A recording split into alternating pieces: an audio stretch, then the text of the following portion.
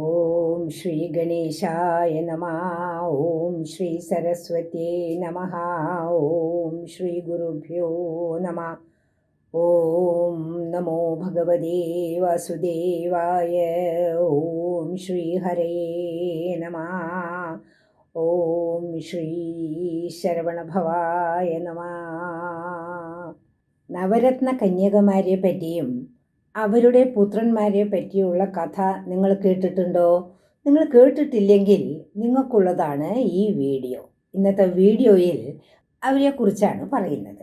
കഥ തുടങ്ങുന്നതിന് മുന്നേ എല്ലാവരെയും ഞാൻ ഒന്നും കൂടി ഓർമ്മിപ്പിക്കുകയാണ്. പുതുതായി ചാനലിലേക്ക് വന്നവർ ചാനലൊന്ന് സബ്സ്ക്രൈബ് ചെയ്യുക. കഥ മുഴുവൻ കേട്ടതിന് ശേഷം ഇഷ്ടമായാൽ ലൈക്ക് ചെയ്യുക. നിങ്ങളുടെ അഭിപ്രായങ്ങൾ എന്താണെന്ന് രേഖപ്പെടുത്തുക കമൻറ്റ് ബോക്സിൽ. പിന്നെ മറ്റുള്ള ഗ്രൂപ്പുകളിലേക്ക് ഷെയർ ചെയ്ത് കൊടുക്കുക. നേരത്തെ തന്നെ ഈ ചാനൽ കാണുന്നവരാണ്, ഇതുവരെയായിട്ടും സബ്സ്ക്രൈബ് ചെയ്തിട്ടില്ലെങ്കിൽ ഇപ്പോഴെങ്കിലും ഒന്ന് സബ്സ്ക്രൈബ് ചെയ്യുക. നിങ്ങളുടെ ഈ തരത്തിലുള്ള സഹകരണം ചാനലിൻ്റെ നിലനിൽപ്പിനും മുന്നോട്ടുള്ള പോക്കിനും വളരെ ആവശ്യമാണ്. എല്ലാവർക്കും എൻ്റെ നന്ദി. ഞാൻ ആനന്ദവല്ലി. എല്ലാവർക്കും എൻ്റെ വിനീതമായ നമസ്കാരം. എല്ലാവർക്കും ചാനലിലേക്ക് സുസ്വാഗതം. നമുക്ക് വേഗം തന്നെ കഥയിലേക്ക് കടക്കാം. നവരത്ന കന്യകമാരും അവരുടെ പുത്രന്മാരും എന്നാണ് കഥയുടെ പേര് പറഞ്ഞത്. കന്യകമാരൊക്കെ എങ്ങനെയാണ് പുത്രന്മാരുണ്ടാവുക? അത് വലിയൊരു ചോദ്യമാണ്. അതിനുള്ള ഉത്തരവൊക്കെ നമുക്ക് നോക്കാം. ഇവരുടെ കഥ കുമാരസംഭവവുമായി ബന്ധപ്പെട്ടതാണ്. അതായത് ശ്രീ മുരുകനുമായിട്ട് ബന്ധപ്പെട്ടിട്ടുള്ളതാണ്. ശ്രീ മുരുകൻ ജനിച്ചു എന്ന് പറയില്ല. അതെന്താ അങ്ങനെ പറയാത്തത്? അതായത് ശ്രീ മുരുകൻ്റെ മാതാവ് ശ്രീ പാർവതിയാണ്. പക്ഷെ ശ്രീ പാർവതി ഗർഭം ധരിച്ച് മുരുകനെ പ്രസവിച്ചിട്ടില്ല. അത് കാരണം കൊണ്ട് ശ്രീ മുരുകൻ ജനിച്ചു എന്ന് പറയില്ല. എന്നാൽ പിന്നെ ശ്രീ മുരുകൻ അവതരിച്ചു, ഭഗവാനാണല്ലോ, അവതരിച്ചു എന്ന് പറയാൻ പറ്റുമോ? അതും പറയാൻ പറ്റില്ല. എന്താ കാരണം? അവതരിക്കുക എന്ന് പറഞ്ഞാൽ മറ്റൊരു സ്ഥലത്തുനിന്ന് ഇവിടേക്ക് വന്നു ചേരുക എന്ന ഒരു അർത്ഥമാണ് അതിനുള്ളത്. അങ്ങനെയോ അല്ല. അപ്പം ഈ കാരണങ്ങൾ കൊണ്ട് സ്കന്ദപുരാണത്തിൽ എന്താ പറയുന്നത്? ശ്രീ മുരുകൻ ഉദിച്ചു എന്നാണ് പറയുന്നത്. ശ്രീ മുരുകൻ തൻ്റെ പിതാവിൽ നിന്ന്, അതായത് ശ്രീ പരമേശ്വരനിൽ നിന്ന് മാത്രമായിട്ടാണ് ഉണ്ടായത്. അതുകൊണ്ട് എല്ലാ ദൈവങ്ങളിലും വെച്ച് വ്യത്യസ്തനാണ്. ശ്രീ മുരുകനെ മാത്രമാണ് പുരുഷൻ എന്ന് പറയുന്നത്. പുരുഷനല്ല, പുരുഷൻ. പുരുഷനിൽ നിന്ന് ഉണ്ടായത് പുരുഷൻ എന്ന അർത്ഥത്തിൽ. കുമാരസംഭവം എന്തിനു വേണ്ടിയുള്ളതായിരുന്നു? ശൂരപത്മനെയും അതുപോലെയുള്ള മറ്റ് ദുഷ്ടരായിട്ടുള്ള അസുരന്മാരെയും ഭൂമിയിൽ നിന്ന് തുടച്ചു നീക്കുക, അവരെ കൊണ്ടുള്ള ഉപദ്രവങ്ങൾ ഒഴിവാക്കുക, ദേവാദികളുടെയും മറ്റുള്ളവരുടെയും ബുദ്ധിമുട്ടുകൾ ഒഴിവാക്കുക. അതായിരുന്നു കുമാരസംഭവത്തിൻ്റെ ഉദ്ദേശം. സൂര്യപത്മാദികൾക്ക് ആരാ വരം കൊടുത്തത്? ശ്രീ പരമേശ്വരൻ തന്നെയാണ് വരം കൊടുത്തത്. എന്തായിരുന്നു വരം? അതിലൊരു പ്രധാന സംഭവം ഇങ്ങനെയായിരുന്നു: പരമേശ്വരനും പാർവതിക്കും കൂടി ജനിക്കുന്ന പുത്രന് മാത്രമേ തങ്ങളെ വധിക്കാൻ പറ്റുകയുള്ളൂ എന്ന്. അത് ഭഗവാൻ വരം കൊടുത്തതാണ്. എന്നാൽ പാർവതിയും പരമേശ്വരനും വിവാഹം കഴിഞ്ഞിട്ടും പരമേശ്വരൻ എപ്പോഴും കണ്ണടച്ച് ധ്യാനത്തിലാണ്. എത്രയോ വർഷങ്ങളായിട്ട് അങ്ങനെ ധ്യാനത്തിൽ ഇരുന്നുകൊണ്ടിരിക്കുകയാണ്. അപ്പോൾ എപ്പോഴാണ് കുമാരസംഭവം സംഭവിക്കുന്നത്? ഇത് ആലോചിച്ച് വിഷമിച്ച ദേവാദികൾ എല്ലാവരും കൂടെ ചേർന്ന് മഹാവിഷ്ണുവിൻ്റെയും ബ്രഹ്മാവിൻ്റെയൊക്കെ സഹായത്തോടു കൂടിയിട്ട് പരമേശ്വരനെ വീണ്ടും ചെന്ന് കണ്ട് അഭ്യർത്ഥിച്ച് ഒരു വിധത്തിൽ ശ്രീ പരമേശ്വരൻ തൻ്റെ ധ്യാനത്തിൽ നിന്ന് ഉണർന്നു. പിന്നീട് ഇവരുടെ പ്രശ്നം പരിഹരിക്കാമെന്ന് പറയുകയും അപ്പോൾ തന്നെ തൻ്റെ തൃക്കണ്ണിൽ നിന്ന് അഗ്നിസ്ഫുരണങ്ങൾ ഉണ്ടാവുകയും ചെയ്തു. ആ അഗ്നിസ്ഫുരണങ്ങൾ ഉണ്ടായപ്പോൾ പ്രപഞ്ചത്തിൽ വലിയ മാറ്റം വന്നു. വലിയ ശബ്ദമുണ്ടായി, കൊടുങ്കാറ്റും കടൽക്ഷോഭവും എല്ലാം ഉണ്ടായി. എല്ലാവരും ഭയന്ന് വിറച്ചു. ഈ അഗ്നിസ്ഫുരണത്തിൻ്റെ താപം ആർക്കും സഹിക്കാൻ വയ്യാത്തൊരവസ്ഥയും ഉണ്ടായി.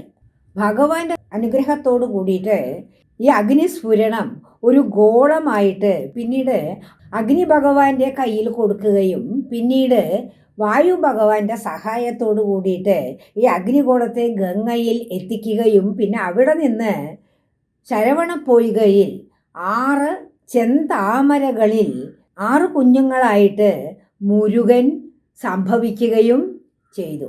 ഈ കഥകളെല്ലാം നിങ്ങൾക്കറിയാം. എന്നാൽ ഇതിനിടയ്ക്ക് സംഭവിച്ച മറ്റൊരു കാര്യമാണ് നമ്മുടെ ഇന്നത്തെ കഥ. ദേവന്മാരുടെ ആഗ്രഹപ്രകാരമാണല്ലോ ദേവന്മാരെ സഹായിക്കുന്നതിന് വേണ്ടി ഭഗവാന്റെ തൃക്കണ്ണിൽ നിന്ന് ഇങ്ങനെ അഗ്നിസ്ഫുരണങ്ങൾ ഉണ്ടായത്. ആ സമയത്ത് ഒരു സാധാരണ സ്ത്രീ പെരുമാറുന്നത് പോലെ ശ്രീ പാർവതി ദേവി കോപം അഭിനയിച്ചും ഭയം അഭിനയിച്ചും അവിടെ നിന്നും ഓടി രക്ഷപ്പെട്ടു. കോപിച്ചത് എന്തിനാണ്? തൻ്റെ സഹായം കൂടാതെ പുത്രന് ജന്മം നൽകിയല്ലോ, ആ കാര്യത്തിന്. ഭയന്നത് എന്തിനായിരുന്നു? ഈ അഗ്നിസ്ഫുരണങ്ങൾ കണ്ടിട്ട്. ആ സമയത്ത് പാർവതി ദേവിയുടെ കാലിലെ ചിലമ്പുകളില്ലേ, ആ ചിലമ്പിൽ നിന്ന് 9 നവരത്നങ്ങൾ അവിടെ കൊഴിഞ്ഞു വീണു. അതെല്ലാം അവിടെ ചിതറി വീണു. ശ്രീ പാർവതി ഇതൊന്നും അറിഞ്ഞതായി ഭാവിക്കുന്നില്ല. കുറച്ച് സമയം കഴിഞ്ഞപ്പോൾ ഭഗവാന്റെ നേത്രത്തിൽ നിന്ന് വരുന്ന ഈ സ്ഫുരണങ്ങളൊക്കെ ഒന്ന് ഒതുങ്ങി, അവിടുത്തെ അന്തരീക്ഷമൊക്കെ ഒന്ന് ശാന്തമായി. ആ സമയത്ത് ഭയമെല്ലാം മാറിയതുപോലെ ശ്രീ പാർവതി ദേവി വീണ്ടും വന്ന് ഭഗവാനെ നമസ്കരിച്ചു. ഭഗവാൻ ശ്രീ പാർവതിയെ തൻ്റെ വാമഭാഗത്ത് ഇരുത്തുകയും ചെയ്തു. ഈ സമയത്ത് പാർവതി ദേവിയുടെ ചിരമ്പിൽ നിന്ന് ചിതറിപ്പോയ ആ മണികളുണ്ടല്ലോ, ആ മണികളെല്ലാം അവിടെ കിടക്കുന്നുണ്ട്. എന്നാൽ പാർവതി ദേവി അവിടെ വന്ന് ഇരുന്നതും ഈ മണികളിൽ ചില മാറ്റങ്ങൾ വന്നു. അതിൽ നിന്ന് മിന്നൽ പിണർ പോലെയുള്ള പ്രകാശം ഉണ്ടാവാൻ തുടങ്ങി. തുടർന്ന് ആ 9 നവരത്നങ്ങളും 9 ഭംഗിയുള്ള കന്യകമാരായി തീർന്നു. ആ കന്യകമാരൊക്കെ ശ്രീ പാർവതിയുടെ തന്നെ രൂപസാദൃശ്യത്തോടു കൂടി ഉള്ളവരായിരുന്നു.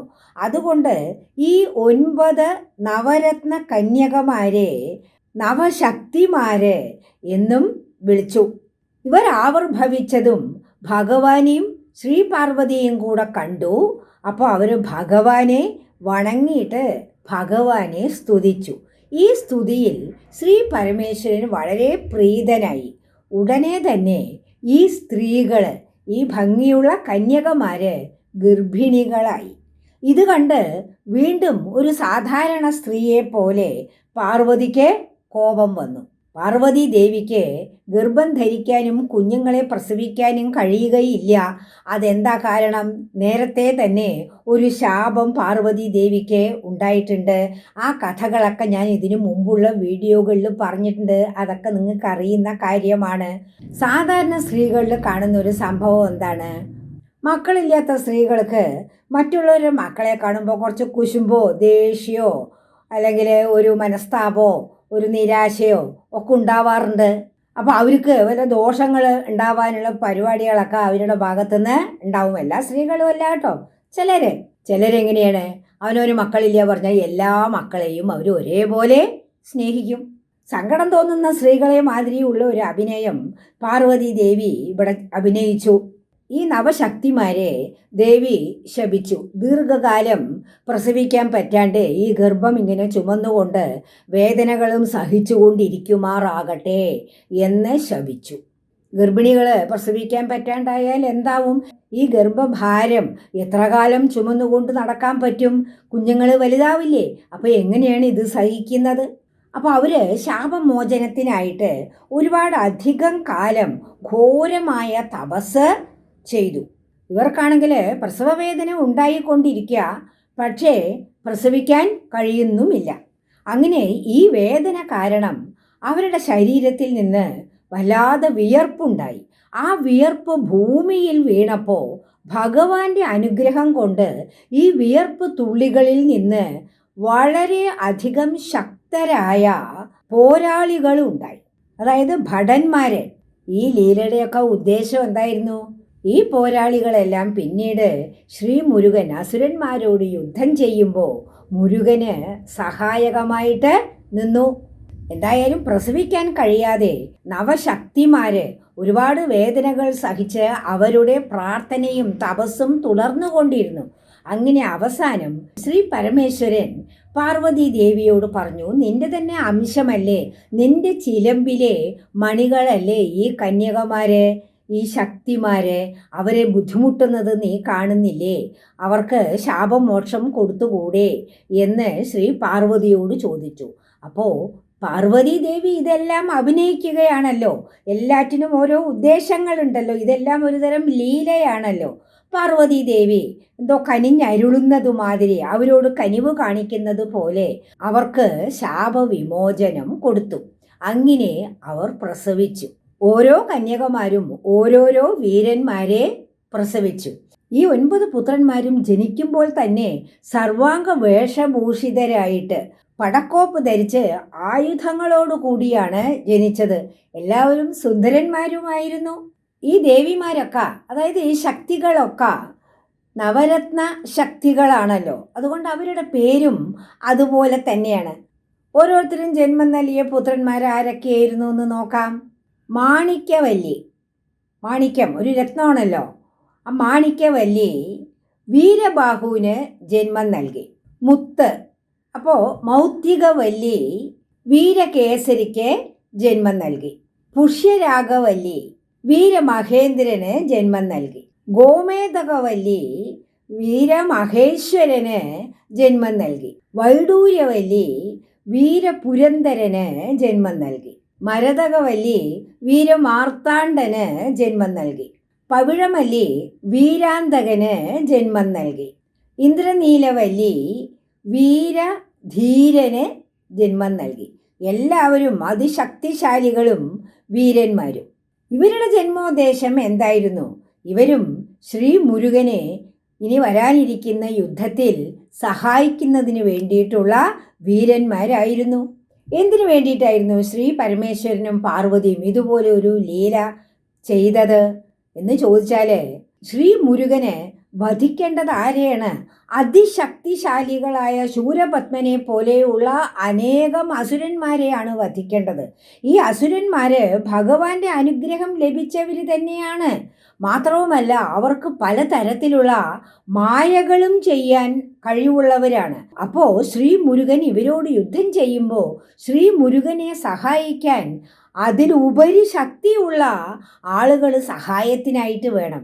അപ്പോൾ അതിനു വേണ്ടിയിട്ടാണ് ഈ ശക്തിമാരുടെ ദേഹത്തിൽ നിന്നുണ്ടായ വിയർപ്പിൽ നിന്ന് കുറേ പടയാളികളെയും പിന്നീട് അവർ തന്നെ ഗർഭം ധരിച്ച് 9 വീരന്മാരെയും ഭഗവാൻ സൃഷ്ടിച്ചത്. ശ്രീ പാർവതിക്ക് ആരെയെങ്കിലും ഭയപ്പെടേണ്ട ആവശ്യമുണ്ടോ? സാധാരണ സ്ത്രീകളെ പോലെ കോപമോ അസൂയയോ വല്ലതും ഉള്ള വ്യക്തിയാണോ? അതുമല്ല. പിന്നെ ഇതെല്ലാം ഒരു ലീലയുടെ ഭാഗമായിട്ട് ശ്രീ പാർവതിയും ശ്രീ പരമേശ്വരനും ചെയ്തതാണ്. ഈ 9 വീരന്മാരെ ജനിച്ചപ്പോൾ ശ്രീ പരമേശ്വരൻ ഇവർക്ക് ഓരോരുത്തർക്കും ദിവ്യശക്തിയുള്ള ഖഡ്ഗങ്ങൾ സമ്മാനമായി കൊടുക്കുകയും ചെയ്തു. ഗർഭകാലം നീളും തോറും കുഞ്ഞിൻ്റെ ശക്തിയും കൂടുമെന്ന ഒരു കാര്യവുമുണ്ട്. അതിനുവേണ്ടിയാണ് ശ്രീ പാർവതി ഇവർക്ക് ശാപം നൽകിയത്. അപ്പോൾ ശ്രീ മുരുകനെ സഹായിക്കുന്നതിന് വേണ്ടിയുള്ള പടയാളികളെയും പിന്നെ അവരെ നയിക്കാനുള്ള 9 വീരന്മാരെയുമാണ് ഈ ലീലയിലൂടെ ഭഗവാൻ സൃഷ്ടിച്ചെടുത്തത്. ഓം ശ്രീ ഉമാമഹേശ്വരായ നമഃ. അടുത്ത വീഡിയോയിൽ കാണുന്നത് വരെ നന്ദി, നമസ്കാരം. ലോകാ സമസ്ത സുഖിനോ ഭവന്തു. ഭഗവത് കൃപ എല്ലാവർക്കും ഉണ്ടാകട്ടെ.